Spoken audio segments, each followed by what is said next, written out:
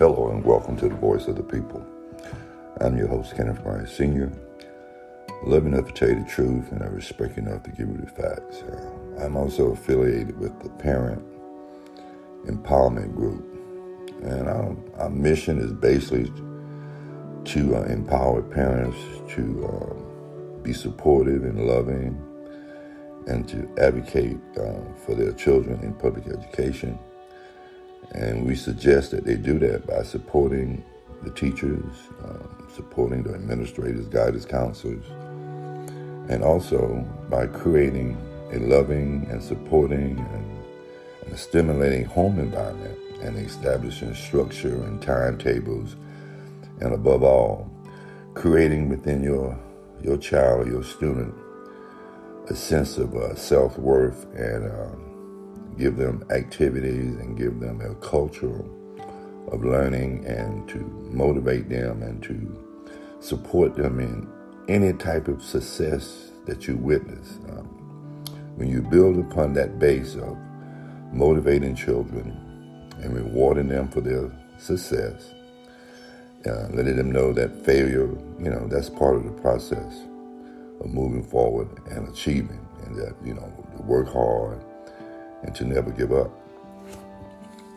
Also, what we like to do is we like to have parents empower themselves in small groups, focus groups, by way of PTO, and also outside of that arena, just gather together to support one another, and that they understand that they are a stakeholder in the public school system, and they're the number one stakeholder. And once we give them that orientation of the leverage they have and the power they have to have a positive impact upon their child's education, we get more engagement, we get parents more excited, and as we increase their understanding of their role in public education, most folks will tell you that we will see an increase in student achievement. Now, every child is different, and most people and most parents, they want their child to do the best that they can. And so with that thought in mind, I always suggest in our workshops that parents develop a family plan for the child. That means to surround the child with loving adults, family members, that it's an organized effort to provide support. And one of the ways you do that is just 4 or 5 family members get together, make a list of your phone numbers, your email addresses, and that type of thing, and give that list to your administrator, to your teacher, to the school, so they'll know that this particular child, if something happens, if there's a concern, if there's a celebration, that they need to get in contact with anybody in this family. All 5 of these people have been designated as advocates and contact persons. And then also that team should have a timetable where collectively or individually that team visit the school at least twice or 3 times a week. And you do that to let the child know how important they are and how involved the whole family is in making sure that they have a positive experience in school, and that they're successful, and that they have the emotional support that every child needs. So those are some of the things that the Parent Empowerment Group does. We know that we've had some challenges historically for various reasons about parents not being fully engaged in public education. History tells me that process of not being involved started probably back in the late 60s and 70s, when we had segregated schools. We had our own viable communities, and that public education was interwoven into our communities, where our teachers lived next door, and it was all a communal type relationship. And then with the desegregation of public schools and the civil rights movement, a lot of parents were intimidated or had severe economic consequences from going to PTA meetings in the desegregated schools because they would lose jobs, and the systemic structure of that time, which lingers over today, has some serious consequences if you dare to challenge the system on any level. So we leave that alone and we move forward. But even today, it's so important that parents become involved. And the reason why you would like to be involved is that you want to go to your child's school.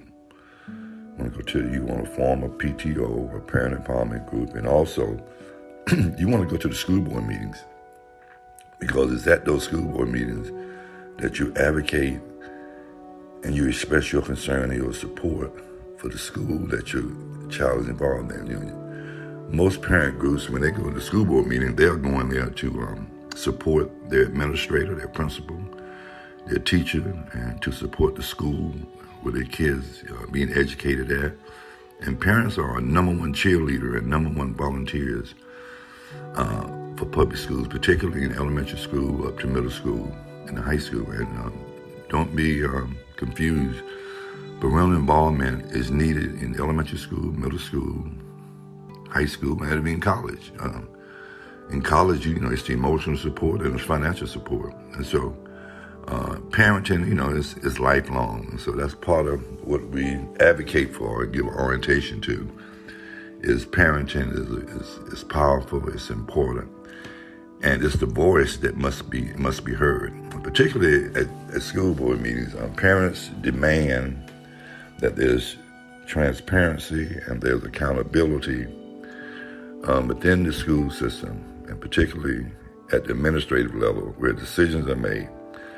And they also hold school board members accountable for oversight of that process and setting policies to make sure that kids learn, and to make sure that the folks that are hired through the public school system, the professional folks and the folks who earn a living, that they are the best employees they can be, and that we support them. And so it's so important that we focus on student learning. Now, when you don't have parental involvement, that's a big void, because what happens then when parents are not involved as the number one stakeholder, the parents hold the school board accountable, and the school board holds the superintendent accountable, and the superintendent runs the district and holds them accountable is for student learning.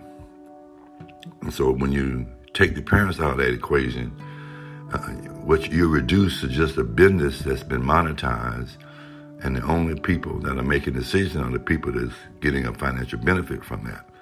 And so that's why it's so important in that equation that parents stay involved and remain active and supportive and advocate for what's best for children, okay? And so why is it so important for parents to come to the school board meeting? Well, it's important because, let's say 2020, we have a lot to deal with. One of the things we have to deal with is the pandemic. We have to deal with returning to learning, about the hybrid plan, about the virtual schools and e-learning. All those things are new. They're new to the school system, they're new to the parents, and new to the students. So oversight and accurate and complete information must be shared so we all can move forward, understanding where we're falling short and where we're doing good at. It's called continuous quality improvement, and it is necessary that we be truthful and honest about the challenges that we have.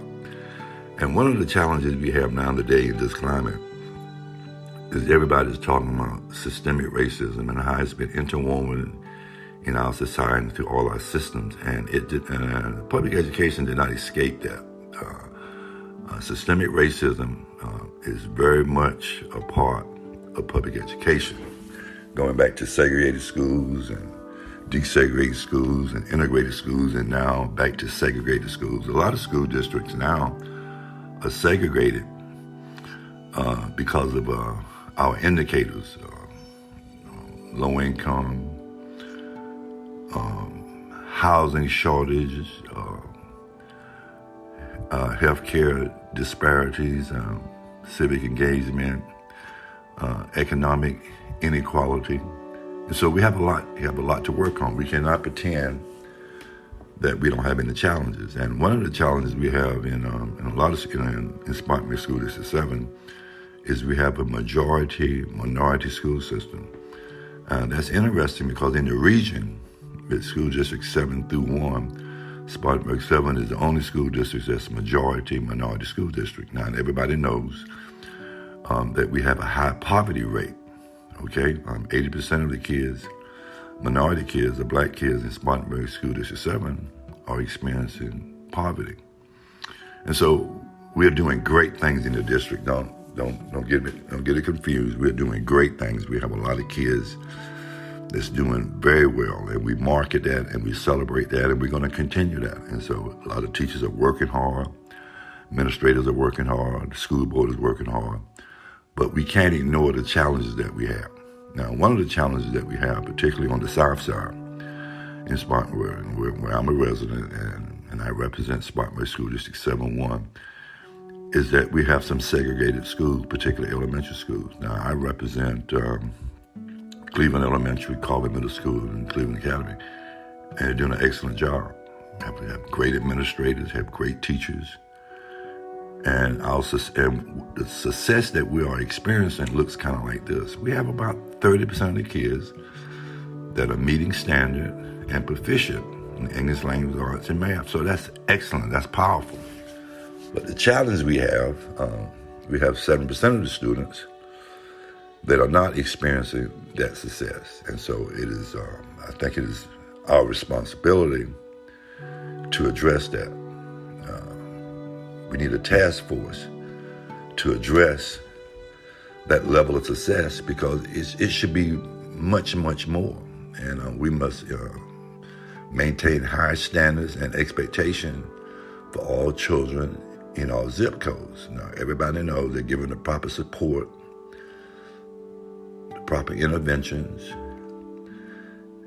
and attention to our values, reflect our values in the budget. And when you look in the budget, that will tell us how we value those children. And so we have too many children that can do much better, and that we owe it to them to support them because they represent the future. They represent the next generation of taxpayers. They will buy homes, they will consume goods and services. And so they will benefit the city and the county of Spartanburg. And the Spartanburg Chamber of Commerce, they're on board with that. We have a lot of stakeholders, community persons, they're on board with that. The challenge that we have is that poverty is a powerful factor and it's a barrier. And it's a challenge, but it's not impossible to overcome. If you look around in the black community in particular, most of us, black folks in America, we have come through poverty and we have been successful in spite of poverty. So we have to be careful about shutting down and not being innovative and creative and moving forward together to help kids that need to be successful. So we cannot normalize or tolerate kids not reaching their full potential. And that's why it's so important that parents and community persons come to the school board meeting to listen to us discuss openly and honestly the challenges that we have in the district. Now, don't get me wrong, I think we're in a good position because we're excellent in so many ways that we have a foundation of success that we can feed off of. We have situations in our community. We have two communities. You have a black community and you have a white community. A lot of folks in the black community are having feelings and realities that relate to police brutality, black men being shot and killed. Our Spartanburg County indicators reflect that we're living in a substandard fashion because of the high rate of poverty, average family making less than $25,000 a year. So we should be excited about the work that we have to do. And so I encourage you to support your child, go to the school, support the administrator, the teacher, and everybody, and come to the school board meeting to support your school board and to challenge your school board and to voice your concerns and to celebrate our success. Let's don't get it confused. We must move forward together, maintaining the success that we have. and also being bold enough and committed enough and having a value system that does not allow us to quit on children. I'm your host, Kenneth Myers Sr. I love enough to tell you the truth, respect enough to give you the fact. In case you didn't know, the next school board meeting for Spartanburg School District 7 is September the 8th at 6 p.m. at the school district headquarters office. So you don't come a little early, around 5:30. Make sure you bring your mask. And if you're listening, and this is not your school district, go online on the website for your various school districts and find out when the next school board meeting is, because the school system will be better with your participation. And in conclusion, do not forget to get counted, Census 2020. And do not forget to get registered to vote by October the 3rd. And please exercise your right to vote on November 3, 2020. I'm your host, Kenneth Myers Sr. I love enough to tell you the truth, and I respect enough to give you the facts.